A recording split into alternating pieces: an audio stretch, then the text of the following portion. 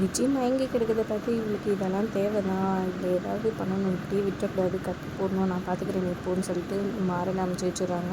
அப்புறம் வீரா என்ன பண்ணுறதுன்னு யோசிக்கிறாங்க. கரெக்டாக பிருந்தா அந்த பக்கமாக போகிறாங்க. அப்புறம் பிருந்தாவை கூப்பிட்டு நடந்த விஷயத்தை எல்லாத்தையும் சொல்லி விஜயை காமிக்கிறாங்க. இவளுக்கு இது தேவைதான்க்கா அப்படின்னு சொல்லிட்டு, சரி வா இவளை அப்படியே விட்டுறக்கூடாது, இருந்தால் ரூமில் கட்டி போட்டுடலான்னு அவங்கள தூக்கிட்டு போயிட்டு 2 பேருமா சேர்ந்து கட்டி போட்டுடுவாங்க.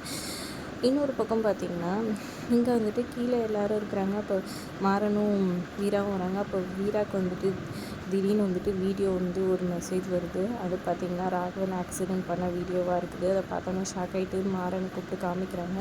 அப்போ மாறன் ஃபோனுக்குமே அந்த வீடியோ தானே வந்துருந்துச்சுன்ற மாதிரி ஷாக் ஆகி 2 பேர் பண்ணுறாங்க. ஒரு வேளை வீட்டில் இருக்க எல்லாருக்கும் அனுப்புவாங்கன்னு பதறிடுறாங்க. அப்புறம் பிருந்தாவை கூப்பிட்டு அவங்க ஃபோனை செக் பண்ண சொல்கிறாங்க. பிருந்தா ஃபோன்லேயே அந்த மெசேஜ் வந்திருக்கு. அவங்க பார்த்து ஷாக் ஆகிடுறாங்க. சரி இனிமேல் வீட்டில் யாருக்கெல்லாம் இந்த விஷயம் தெரியாதோ அவங்க ஃபோனெல்லாம் வாங்கி டெலீட் பண்ணுன்ற மாதிரி பார்க்குறாங்க. கரெக்டாக ராமச்சந்திரனுக்கு மெசேஜ் வருது.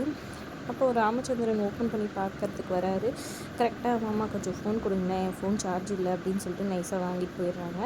அடுத்தது பார்த்திங்கன்னா, வீராவோட அம்மா ஃபோனுக்கு மெசேஜ் வருது. அவங்களும் பார்க்க வராங்க. கரெக்டாக வீரா வந்துட்டு ஒரு ஃபோன் ஒரு மெசேஜ் பண்ணிட்டு கொடுமான்னு சொல்லிட்டு நைஸாக வாங்கி அந்த வீடியோவை டெலீட் பண்ணிடுறாங்க. அடுத்தது கார்த்திக் ஃபோனுக்கு வருது. பிருந்தாவே வாங்கி கொஞ்சம் தாயை நான் தந்துடுறேன் அப்படின்னு சொல்லிட்டு அங்கே போகிறாங்க. என்ன இப்படி பண்ணிட்டு இருக்காங்கன்னு எல்லாரும் மாறி மாறி யோசிச்சுட்டு இருக்காங்க. ஒரு பக்கம் வீரா தமிழுக்கு தேங்க்ஸ் சொல்கிறாங்க. பரவாயில்ல இருக்கட்டும், இந்த ஃபங்க்ஷன் நல்லபடியாக நடத்துன்ற மாதிரி தமிழ் சொல்லிடுறாங்க. அடுத்ததாக பார்த்திங்கன்னா, ஐயோ இப்போ மிச்சம் இருக்கிறது கண்மணி மட்டும் தானே, ஒரு வேளை கண்மணி ஃபோனுக்கு வந்துட்டு இருக்குமோ, கண்மணி வேறு மேலே இருக்காளேன்னு டென்ஷன் ஆகுறாங்க. கண்மணி கரெக்டாக கத்துறாங்க. அம்மா இங்கே வாங்கம்மான்னு சொல்லி எல்லாம் கத்துறாங்க. பயந்து போயிடுறாங்க. வீராவும் மாறணும். அப்புறம் நேராக மேலே போகிறாங்க. போனால் கண்மணி அழுதுட்டு இருக்காங்க. என்னாச்சுன்னு கேட்க இந்த மாதிரி புடவை பொசுங்கிறத காமிக்கிறாங்க. இதெல்லாம் விஜயோட அம்மாவோட வேலையாக இருக்குது, ஃபங்க்ஷன் நடத்தக்கூடாதுன்றதுக்காக புடவை பொசுக்கி வச்சுருக்காங்க. கடையிலேருந்து வாங்கி வந்தப்போ நல்லா இருந்துச்சு, இங்கே தான் யாரும் ஏதோ பண்ணியிருக்காங்கன்னு சொல்கிறாங்க. அப்போ அது எல்லாமே அந்த விஜயோட வேலை தான் இருக்கும்னு சொல்லிட்டு வீரா போகாமல் என்ன பண்ணுற பாருன்னு போகிறாங்க. மாறன் முதல்ல ஃபங்க்ஷன் நல்லபடியாக நடக்கணும், வேறு புடவை தான் கட்டணும், ஆனால் பழைய புடவையும் கட்ட முடியாதுன்னு சொல்லி எல்லோரும் யோசிக்கிறாங்க. கடையில் போய் நேற்றுக்கு வாங்கி வர முடியாது, எல்லா கெஸ்ட்டெல்லாம் வந்துட்டுருக்காங்கன்னு யோசிக்கிறாங்க.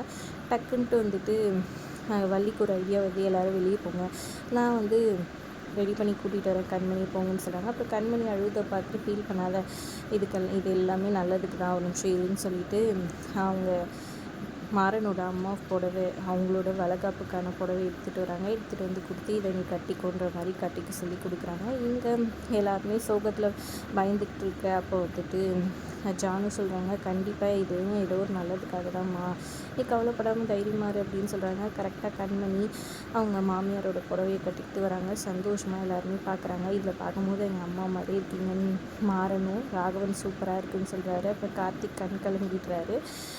எனக்கு சந்தோஷமாக இருக்குது, இது எங்கள் அண்ணியோட புடவை, அவங்க இதுக்காக சீமந்தத்துக்காக அண்ணன் பார்த்து வாங்கி தந்துச்சு, இது உனக்கு தான் வரணுன்னு இருக்குது, இதில் யாரும் எதுவும் சொல்ல முடியாது, எங்கள் அண்ணி 3 குழந்தைய பெற்றாங்க, சந்தோஷமாக எல்லா குழந்தைங்களும் நல்லா இருக்குங்க, நீங்கள் கவலைப்படாதீங்க விடாங்கம்மான்னு சொல்லிட்டு சொல்கிறாங்க வள்ளி ஒரு பக்கம்.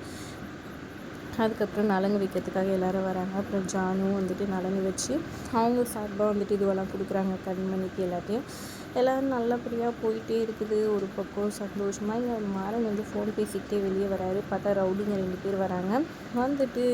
எங்கடா என் தலைவன்ற மாதிரி கேட்குறாங்க. ஒழுங்காக போயிடுங்க, நீங்கள் அவனோட ஆளா, ஒழுங்காக போயிடுங்க, அவ்வளோதான் உங்களுக்குன்னு சொல்கிறாங்க. அவங்க கேட்காம அடிக்கிறதுக்கு இது பண்ணிட்டு வர ஒரு கட்டத்தில் மாறனால அவங்கள தாக்க பிடிக்க முடியாமல் இருக்கிறாரு. அப்போ ஒரு அடி அந்த ரவுடிக்கு விழுது. யாருன்னு பார்த்தீங்கன்னா சிபி. இது என் வீட்டு ஃபங்க்ஷன்றா, தடுக்கலாம் நினச்சிங்க அவ்வளோதான்னு சொல்லிட்டு செம்மையாக போட்டு அவரும் அடிக்கிறாரு. 2 பேருமா சேர்ந்து ரவுடிங்களை அடித்து கும்சம் பண்ணுறாங்க. சூப்பர் சீன்ஸாக இருக்குது. அப்புறம் ராமச்சந்திரன் கரெக்டாக அவங்கள அடித்து ஓட விடும்போது பார்க்குறாரு, என்னடா உங்கள் அன்னைக்கு அங்கே எதுவும் நடந்துட்டுருக்கு, நீ நல்லா தான் இங்கே பொறித்தனம் பண்ணிட்டுருக்கேன்னு சொல்கிறாங்க. இல்லை சார், என்ன அட்டாக் பண்ணதுக்கு வந்தானுங்க, பிஸ்னஸ் எதிரிங்க அவனுங்க அப்படின்ற மாதிரி சொல்கிறாங்க. தம்பி உங்களுக்கு ஒன்றும் அவ்வளோ, சரி சரி வாங்க அப்படின்ற மாதிரி உள்ளே கூட்டிகிட்டு போயிடுறாரு. நம்மள ஒரு கேள்வி தோஸ் கேட்குறாரா பாரு அப்படின்னு கடுப்பாயிட்டே மாறன் ஒரு பக்கம் உள்ளே போகிறாங்க. பொறுத்திருந்து பார்க்கலாம். விஜய் கண்மணிக்கு எல்லா உண்மையும் சொல்லுவாங்களா, அப்படி கண்மணிக்கு தெரிஞ்சால் கண்மணி என்ன மாதிரி ரியாக்ட் பண்ண போகிறாங்க, பொறுத்திருந்து பார்க்கலாம். வீடியோ பிடிச்சிருந்தா லைக் பண்ணிக்கோங்க. தேங்க்ஸ் ஃபார் வாட்சிங்.